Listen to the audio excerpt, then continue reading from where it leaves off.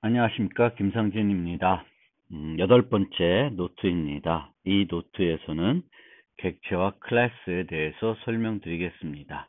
이 노트부터 본격적으로 객체 지향에 대해서 설명드리겠습니다. C++ 언어는 기존 C를 확장해서 객체 지향 프로그래밍을 할 수 있도록 확장한 언어입니다.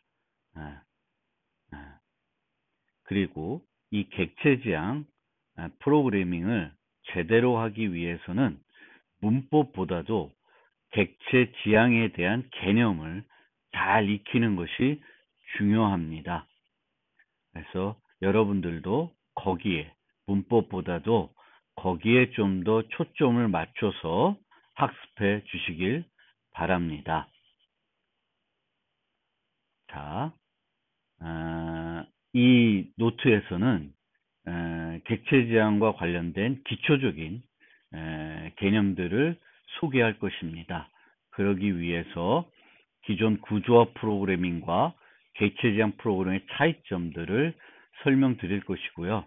객체 지향 프로그래밍이 가지고 있는 어떤 특성들도 보여드릴 것입니다.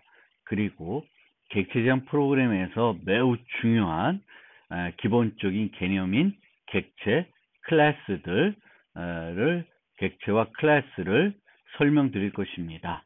물론 클래스를 정의하기 위한 기본적인 문법들도 쭉 설명을 가지고 쭉 설명을 드릴 것입니다.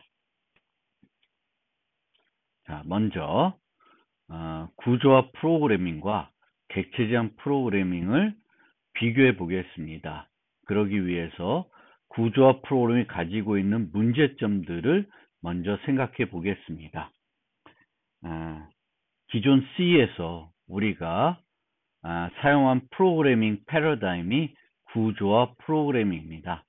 그런데 이 구조화 프로그램이 가지고 있는 어떤 한계 때문에 객체 지향 프로그래밍이 등장한 것이고요.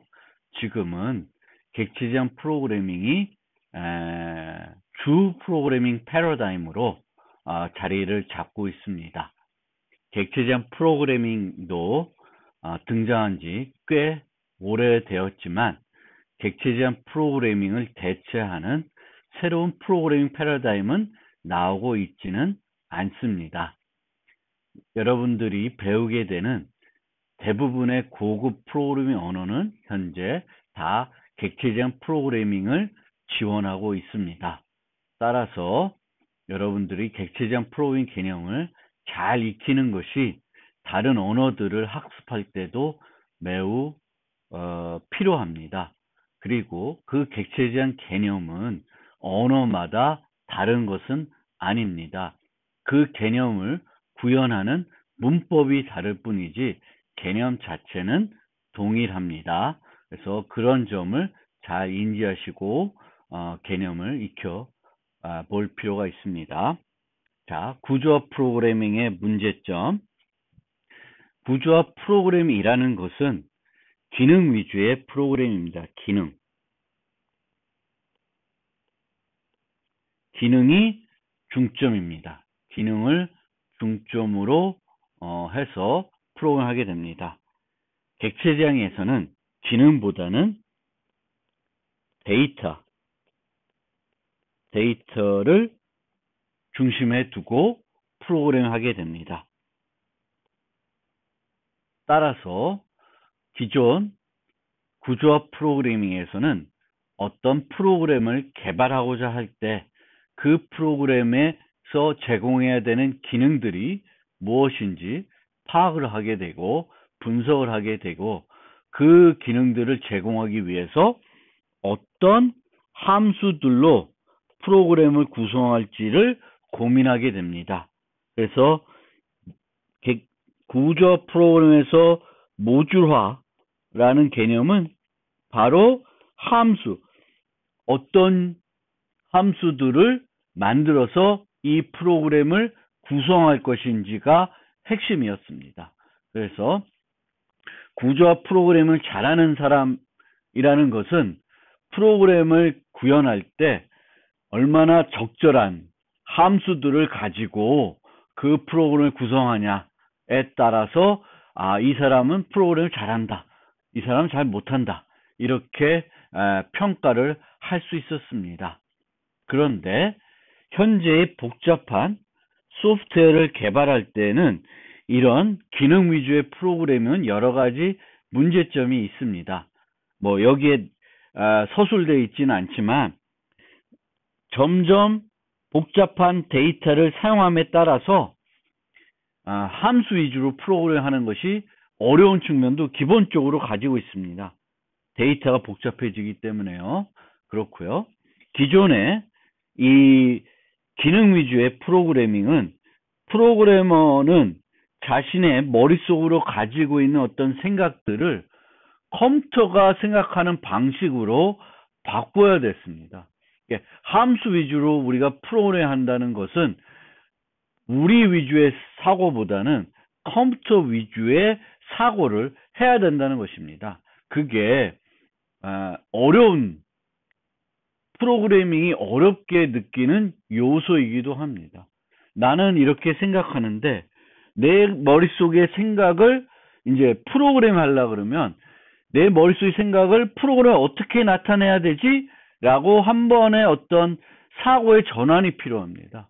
그런데 객체지향으로 프로그램 하게 되면은 그 사고의 전환이 좀 더 직관적으로 할 수 있다는 겁니다. 전환이 필요 없다는 건 아니고요. 전혀 없다는 건 아니고 그냥 사고를 바꿔주긴 바꿔줘야 되는데 보다 더 직관적으로 바꿀 수 있다는 점이 있습니다. 그게 한 가지 특징이고요. 그 다음에 캡슐화가 부족하다라는 말이 있습니다. 이것도 말이 좀 어려운데요. 우리가 기능 위주의 프로그램을 하다 보니까 데이터와 그것을 처리하는 함수가 분리되어 있었습니다. 실제 코드로 보여드리면 이렇게 우리가 프로그램 할 때 좌표를 처리해야 됩니다. 그럼 그 좌표를 나타내는 데이터가 있고요. 그 데이터를 처리할 때 사용하는 함수가 이렇게 따로 존재를 하게 됩니다. 그리고 이 함수들은 데이터와 따로 존재하기 때문에 반드시 데이터를 그 함수에 전달을 해줘야 됩니다. 전달을 해줘야 되는 이런 형태로 프로그램을 하게 됩니다. 그래서 데이터와 그것 처리하는 함수가 분리되어 있고 이렇게 분리되어 있다는 것 자체가 캡슐화가 부족하다는 전문적인 용어로 나타나게 됩니다. 그러면 이렇게 캡슐화가 부족, 데이터와 그것 처리하는 함수가 분리되어 있으면은 뭐가 문제냐? 코드의 재사용이 어렵고 코드 중복이 많아집니다. 이것도 좀 이해하기가 어려울 수 있는데요. 이렇게 좀 설명을 드리겠습니다. 나중에 우리가 객체지향 프로그래밍을 자꾸 보다 보면 이거구나 라는 것을 느낄 텐데 당장 느끼기는 어려울 수 있습니다. 근데 이런 거예요.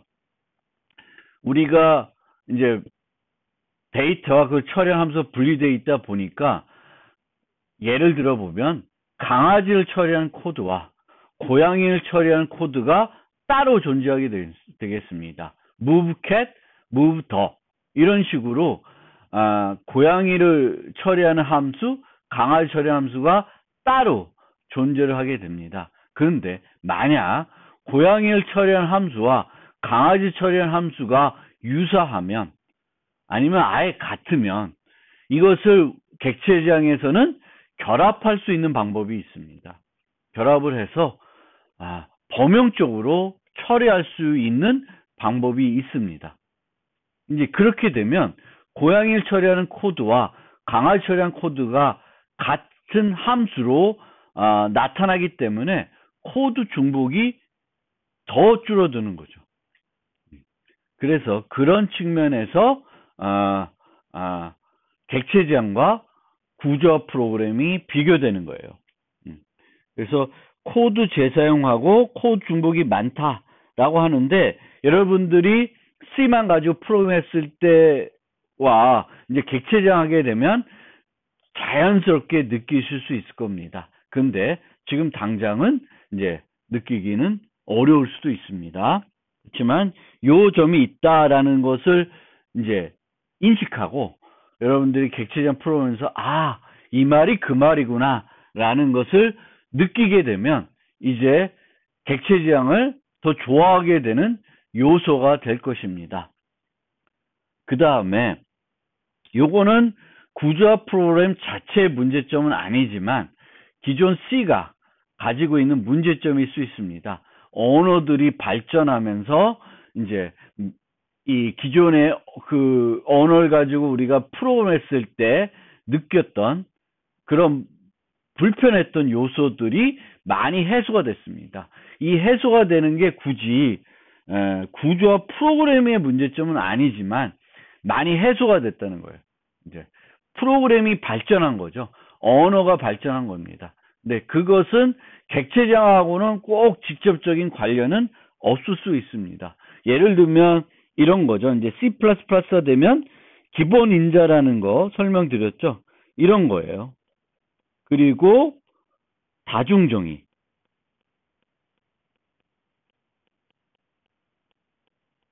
그래서 이제 강아지를 움직이거나 이런 좌표를 움직이거나 다 move라고 하는 함수로 할 수 있습니다. 여기에 포인트가 오든 강아지가 오든 다르면은 우리가 다중정의를 할 수가 있습니다. 그러니까 즉 이런 언어적으로 우리가 많이 불편해했던 것들이 이제 많이 해소가 되고 있다. 근데 이거는 꼭 객체지향 자체가 가지고 있는 특징이라보다는 언어의 발전이라는 측면에서 살펴보시면 좋을 것 같습니다.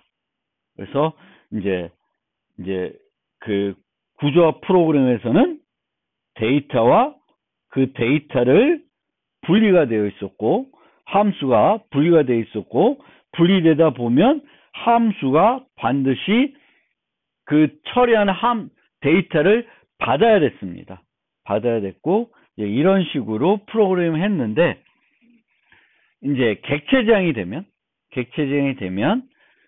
데이터와 그 데이터를 처리하는 함수가 하나의 틀에서 같이 정의가 되고 이렇게 정의가 되는 것을 우리가 encapsulation이라고 합니다. 캡슐화했다고 합니다. 그리고 우리가 데이터를 만들고 데이터를 처리할 때 그 데이터가 중심이 되는 거예요. P move P가 아니라 P move P를 움직이자. move P 움직이는데 뭘? P를. 이게 아니에요. 이제는 P를 움직인다. P가 중심이 되는 거예요. 데이터가 중심이 돼요. 0.0이라는 데이터를 10칸씩 X축으로 10개, Y축으로 10개 움직이자. 이런 형태로 되겠고, 이렇게 하다 보니까 우리가 이제는 명명을 할 때도 move point, move 더 이런 거 할 필요가 없어요. 물론 다중정의가 되면 그것도 가능하지만 이제는 데이터 위주이기 때문에 이 move만 보더라도 혼란스럽지가 않습니다. 이 앞에 P를 움직이는구나 라는 것이 명확하게 지게 됩니다. 그래서 이렇게 객체지향 프로그램을 하게 되면 기존 C의 구조화 프로그램에 비해 인자가 하나 줄어듭니다. 왜? 이 원래 전달되었던 인자가 여기에 있지 않고 요 앞으로 나와 있죠. 나와 있게 됩니다. 그래서 기존에 보다 C에서 했던 거 C는 여기에 그 데이터가 늘 가죠. 이제는 그 데이터가 빠지게 되겠고 요 앞에 나오게 됩니다. 그래서 기존에와 달리 함수가 중심이 아니라 데이터가 중심이고 데이터가 중심이다 보니까 함수 자체가 받는 인자는 하나 줄어든다. 대신 그 인자가 앞으로 나와서 그 데이터를 중심으로 함수가 불러지게 됩니다. 객체장에 대해서 이제 본격적으로 좀 설명을 드리겠습니다. 에, 그 먼저 조금 왜 객체 지향이 그 프로그램 패러다임의 지배적인 프로그램 패러다임으로 자리 잡게 된 그 역사적 배경을 좀 설명드리면, 이제 처음에 이제 C, 뭐 포트란, 여러 언어들이 있었습니다. 근데 이 언어들은 다 이제 객체지향 언어는 아니었어요. 그리고 그 당시 이제 이 언어들 가지고 개발되었던 응용들이 매우 70년대 후반, 80년대 초는 매우 제한적이었습니다. 뭐 지금처럼 게임이 많은 시대도 아니었고 PC들이 가정에 보급되지도 않았던 시기였죠.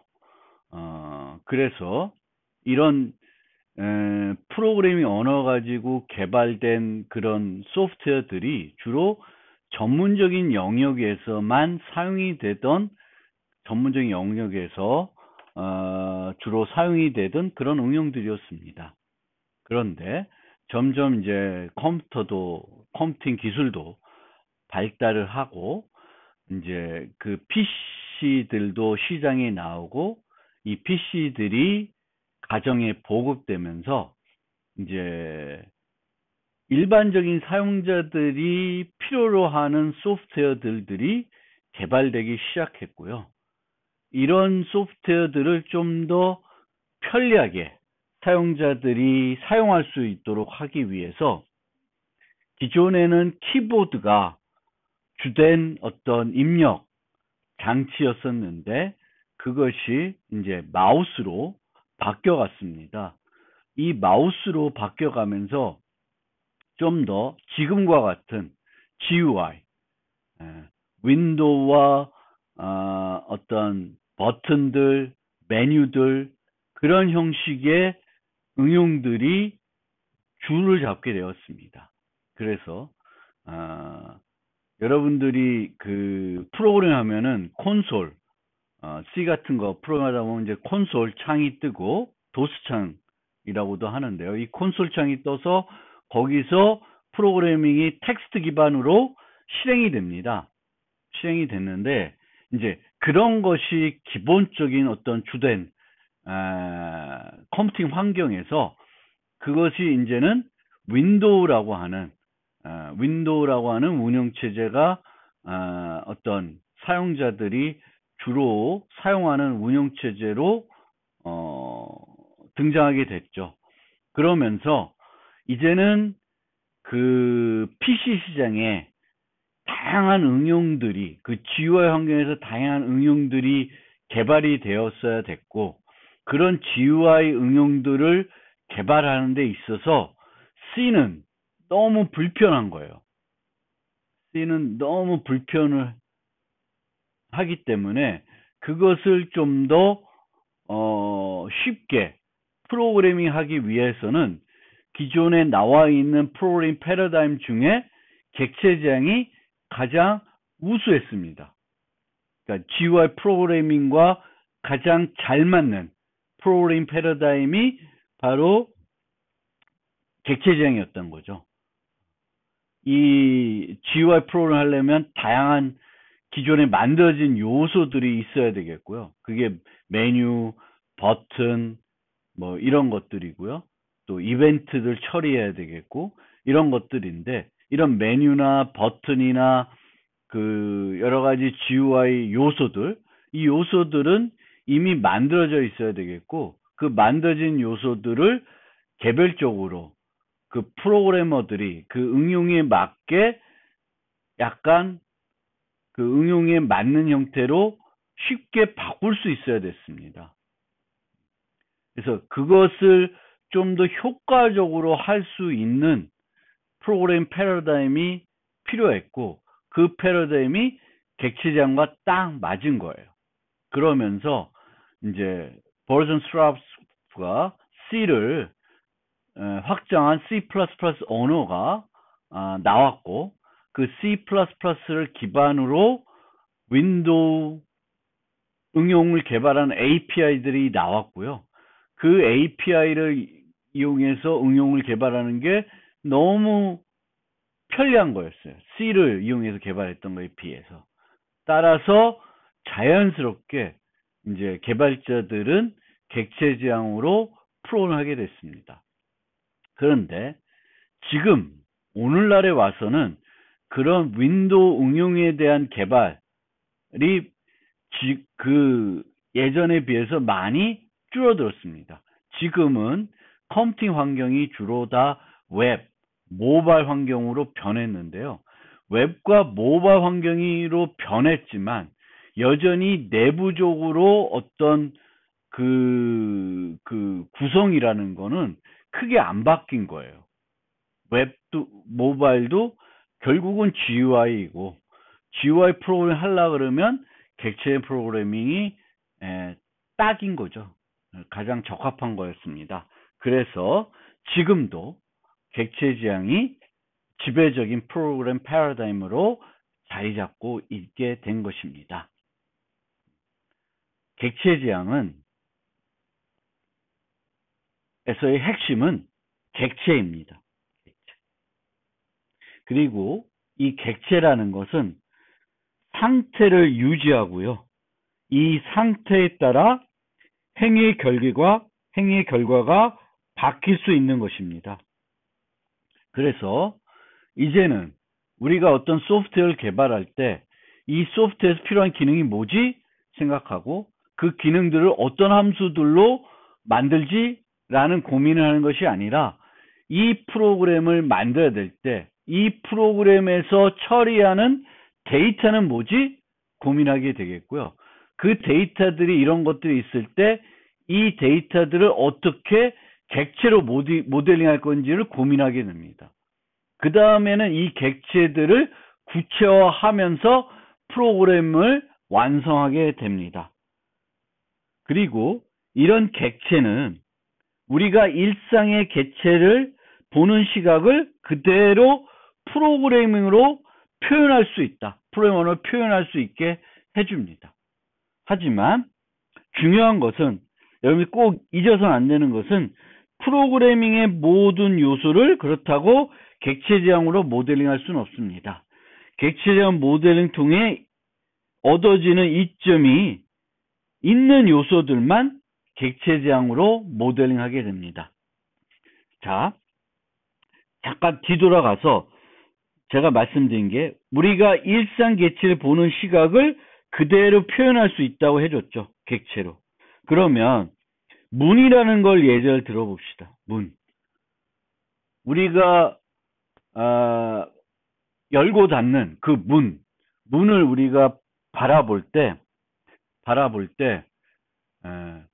이 문을 보면 어떤 거를 생각하게 되냐면은 이 문의 모습을 생각하게 돼요. 제가 지금 연구실에 있는데 제 연구실 문을 바라보면 이 문은 철로 되어 있습니다. 철문이고 지금은 닫혀져 있고요. 크기가 어떻게 되어 있고 그 문 위에는 뭐 창문이 있고요. 뭐 그거는 문과는 다른 거지만 이렇게 보게 됩니다. 그리고 내가 이 문을 통해서 할 수 있는 건 뭐가 있지? 문을 열 수 있고 닫을 수 있습니다. 그런데 안에서는 잠글 수가 없습니다. 밖에서는 잠글 수가 있고요. 그 잠겨져 있는 것을 제 카드로 열 수가 있습니다. 그래서 이런 식으로 우리가 사물을 바라볼 때 이 사물이 어떤 모습을 하고 있지? 그 모습을 그대로 프로그램으로 옮기는 것이 대단히 자연스럽게 됩니다. 그래서 문은 상태, 잠겨 있고 닫혀 있고 열려 있을 수 있습니다. 이것만 아니라 문의 크기, 색깔, 재질 등 여러 가지 상태들이 있고요. 이 문을 통해서 내가 어떤 상호작용을 할 수 있지? 열 수 있고 닫을 수 있고 잠글 수 있고 잠금을 해제할 수 있습니다. 그리고 이 열기라는 것은 현재 문의 상태에 따라서 열 수도 있고 열 수 없을 수도 있습니다. 문이 잠겨 있으면 잠금을 해제하기 전까지는 문을 열 수 없습니다.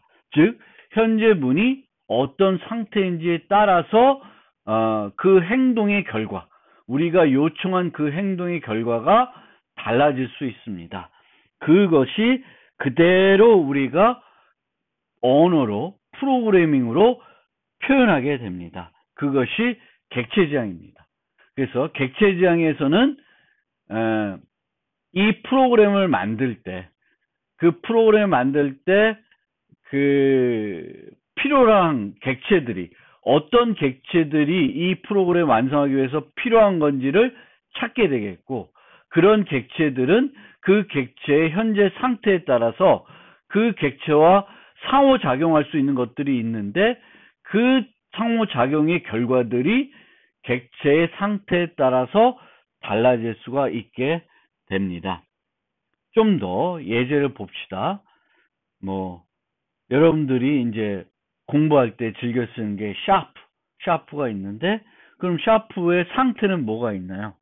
이 샤프는 모나미, 메이커가 모나미일 수 있고, 라미라는 것일 수 있고, 여러 가지 특징이 갖고 있습니다. 그리고 람인데, 이제 여기에 있는 게 이제 모델이 사파리라고 하는 모델이 될 수도 있고요. 이 샤프가 사용할 수 있는 심의 크기가 있겠죠. 0.5mm 있고, 0.7일 수 있고, 0.3일 수도 있고, 겉색깔이 노란색일 수도 있고요. 심 색깔이 빨간색일 수도 있습니다.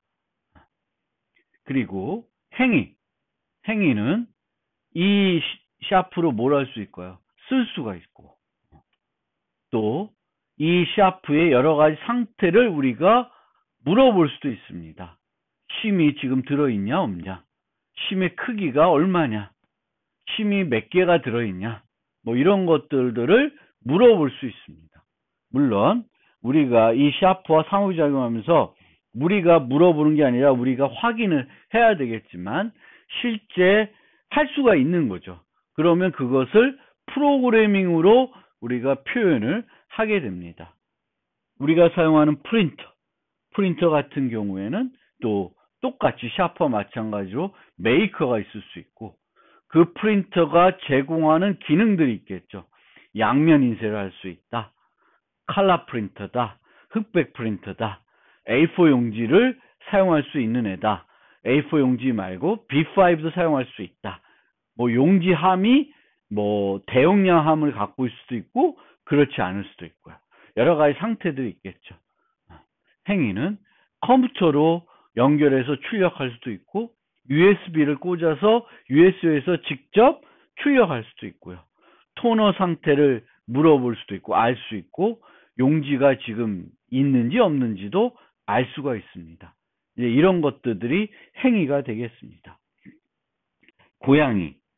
고양이가 있으면 이름, 고양이의 종, 나이, 접종을 했는지 안 했는지 등등 여러 가지 할 수가 있고요. 행위로는 이 고양이가 그루밍을 할 수도 있고, 꼬리를 흔들 수도 있고, 영역 표시를 할 수도 있고, 밥을 먹을 수도 있고, 소리를 낼 수도 있고, 배설을 토할 수도 있고, 똥을 쌀 수도 있고 등등을 할 수가 있습니다. 그래서 우리가 일반 사물들을 또는 개체들을 여러 가지 것들을 보게 되는데, 그것들을 똑같이, 그 기능들을 똑같이 만약 컴퓨터 소프트웨어가 해야 된다 그러면 그것을 프로그래밍 언어로 표현하는 게 매우 직관적이에요. 그러니까 우리가 예를 들면은 고양이가 나오는 애완동물 게임을 만든다.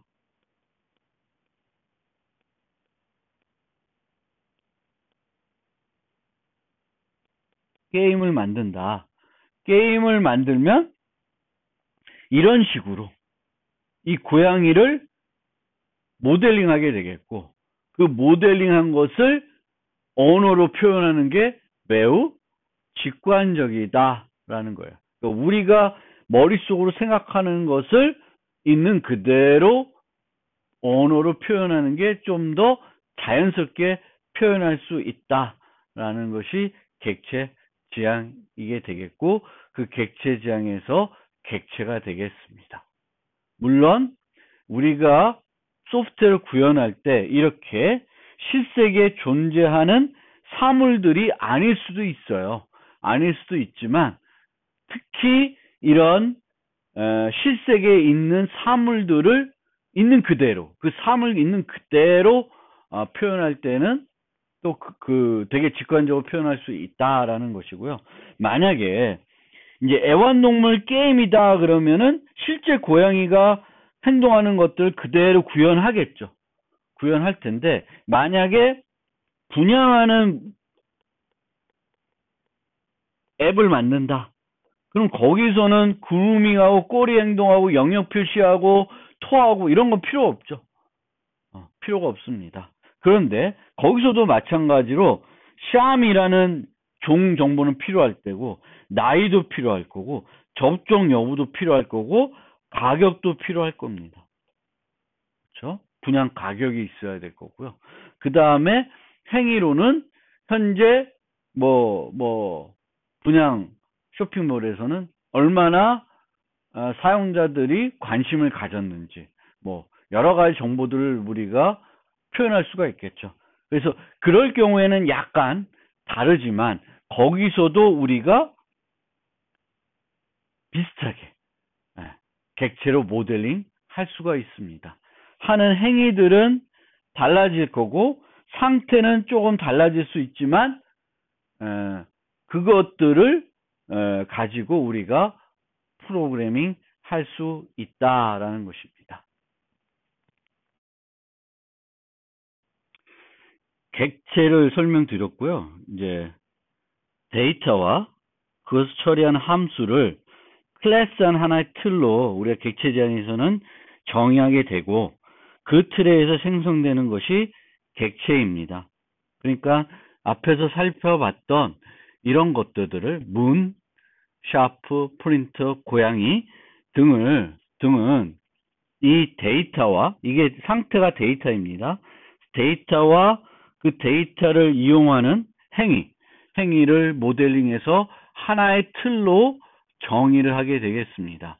물론 이렇게 실세계에 존재한 사물들 뿐만 아니라 앞에서 살펴봤던 이런 포인트처럼, 좌표처럼 어떤 프로그래밍 내에서 필요로 한 데이터, XY 좌표 데이터가 있고, 그 데이터를 처리한 함수를 하나의 틀로 묶은 것을 우리가 캡슐화라고 합니다. 그리고 캡슐화 과정에서 상태 표현과 행위 구현을 클래스 사용자부터 숨길 수 있게 해줍니다. 그러니까 우리가 상태에 이런 것들을 유지하지만 이것을 어떻게 유지하냐, 이것은 사용자는 몰라도 되는 거죠. 모르고 사용할 수 있습니다. 그리고 이런 것들이 실제적으로 어떻게 구체적으로 구현되는지를 우리는 모르고 사용할 수 있습니다. 그러니까 이거는 지금까지도 그렇게 해왔어요. 우리가 C에서 printf를 쓰기 위해서 printf의 실제 코드를 알아야 되는 건 아니죠. 그렇죠?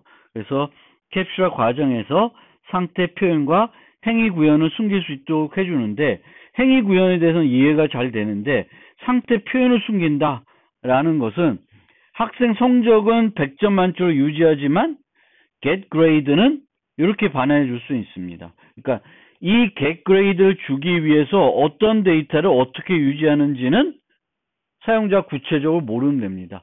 우리가 학점을 달라 그러면은 ABCD로 주는구나, 이렇게 아는 거지.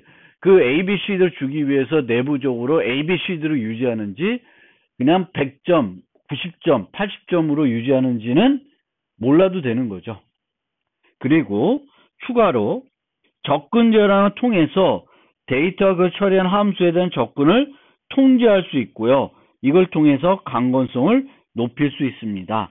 그래서 C++에서는 private, public, protected 세 가지 접근 제어를 제공하는데 이 캡슐화라고 하는 것과 이 개념이 더해지면서 객체 지향의 장점이 극대화되고 있습니다. 그래서 이게 매우 중요한 요소이다라는 거 알아두시면 좋겠습니다.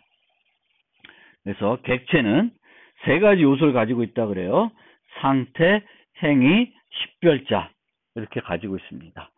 그래서 이 식별자부터 좀 설명을 드리면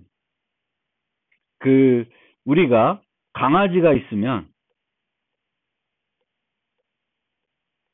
강아지를 하나만 만드는 게 아니라 여러 개를 만들 수 있죠. 그러면 요 강아지와 요 강아지를 구분할 수 있어야 되겠고, 구분해서 이번엔 이 강아지한테 먹이를 주고 다음에는 요 강아지한테 먹이를 줘야 되겠고, 이번에는 요 두 강아지와 함께 뭐 산책을 가야 된다. 뭐 이렇게 할 수가 있겠죠. 그러면 이런 강아지들을 구분할 수가 있어야 되는데, 프로그램에서는 이 강아지를 어떻게 식별하냐? 변수를 가지고 식별하겠죠. 그래서 이 강아지는 D1, 뭐 이 강아지 D2, 얘는 Mary, 얘는 이렇게 해서 변수 이름이 뭐가 되겠죠. 그럼 계속 Mary라고 그러면 요 강아지가 메리를 이용해서 뭔가 행위를 하게 되면 이 강아지가 그 행위를 하게 되겠습니다.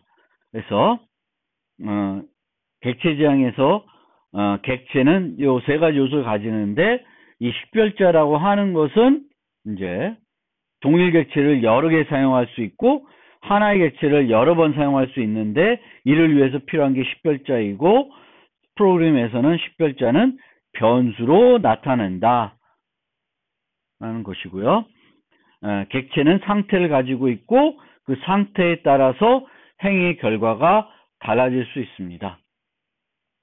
행위들은 반드시 객체의 상태를 활용해야 됩니다. 활용하지 않으면 해당 객체의 행위라고 보기 힘듭니다. 그래서 객체 행위는 반드시 하나 이상의 객체의 상태를 사용해야 됩니다. 전혀 객체 상태를 활용하지 않으면은 이 행위는 객체 행위라고 하지 않습니다. 그러면 우리가 클래스를 정의할 때 여기에 행위가 들어가는데 이 행위는 이 상태를 하나도 이용하지 않아요? 그럼 이 행위는 여기에 있을 이유가 없습니다. 클래스는 객체가 어떤 상태를 가지고 있고 어떤 행위를 할 수 있는지 프로그램 언어로 정의하는 틀이 되겠습니다. 객체의 상태는 우리가 데이터이고요. 값으로 나타내게 데이터 값으로 표현이 되겠습니다. 그리고 행위는 함수로, 프로그램에서는 함수로 구현이 된다. 클래스의 객체의 상태를 나타내기 위해 정의되는 변수를, 그래서 프로그램에서는 멤버 변수라고 하고요. 행위를 정의하는 함수를 멤버 함수라고 합니다. 근데 멤버 함수라는 용어보다는 메소드라고 하는 용어를 많이 씁니다. 그래서 멤버 변수, 메소드. 객체의 상태는 데이터로 표현되겠고 그 데이터는 변수에 유지가 됩니다. 그렇게 유지되는 변수들을 멤버 변수. 강아지가 있으면 강아지는 여러 개의 멤버 변수를 가지게 되겠고, 그 멤버 변수 중에는 강아지 이름에 해당되는 거, 강아지의 종을 나타내는 거, 강아지의 나이를 나타내는 것 등이 있을 수 있습니다. 특정 클래스의 객체를 다른 말로 instance라는 용어를 쓰는데, 이 수업에서는 객체라는 용어를 더 많이 쓰겠습니다. C++에서는 class라는 키워드를 사용해서 클래스를 정의합니다. 클래스만 정의하면 그 자체로는 프로그램 실행에 어떤 영향을 주지 못합니다. 우리는 클래스를 정의하는 거 뭘 위해서요? 객체를 만들기 위한 겁니다. 그래서 그 클래스만 정의해 놓고 아무것도 안 하면 아무것도 안 하는 거예요. 마치 우리가 컴퓨터를 사서 그냥 갖다 두면 아무것도 안 하죠. 컴퓨터를 어떻게 해야 돼요? 컴퓨터를 켜서 컴퓨터에 이제 설치되어 있는 프로그램을 실행해야지만 뭔가 의미 있는 일을 하죠. 그와 마찬가지로 우리가 프로그램을 구현했는데 클래스만 정해놓고 있으면 아무런 역할을 못합니다. 클래스를 정해놓고 강아지 클래스 정해놓고 어떻게 해야 돼요? 강아지를 생성을 해야 되겠죠. 객체를 생성해서 그 객체한테 어떤 행위를 하게끔 이제 요구를 해야 되겠고, 그 객체를 요구를 하면 객체는 상태를 가지고 그 행위들을 실행할 거고, 그 실행된 결과에 따라서 객체의 상태가 변할 것이고, 다시 또 행위를 요구하면은 변화된 상태를 바탕으로 행위가 이루어지게 됩니다. 그리고 그것이 반복되면서 우리가 필요로 한 기능이 구현이 되는 것입니다. 그래서 이 붕어빵 가지고 설명드리면, 이 붕어빵 틀은 클래스에 비유될 수 있고요. 클래스에 비유될 수 있고, 붕어빵들은 이 클래스를 이용해서 만들어지는 객체들이 되겠습니다. 클래스가 있으면은 다양한 재료를 이용해서 다양한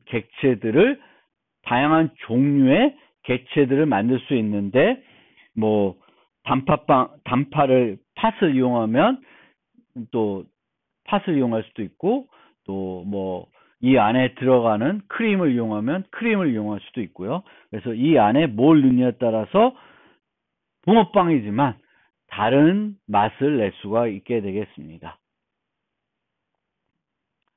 클래스도 우리가 프로그램을 만들면 하나의 클래스만 정의하는 게 아니라 여러 개의 클래스를 정의할 것이고요. 또 여러 개의 클래스가 정의가 되면 여러 개의 객체들을 생성하겠죠. 그러면 클래스들 간에도 어떤 관계가 만들어지겠죠.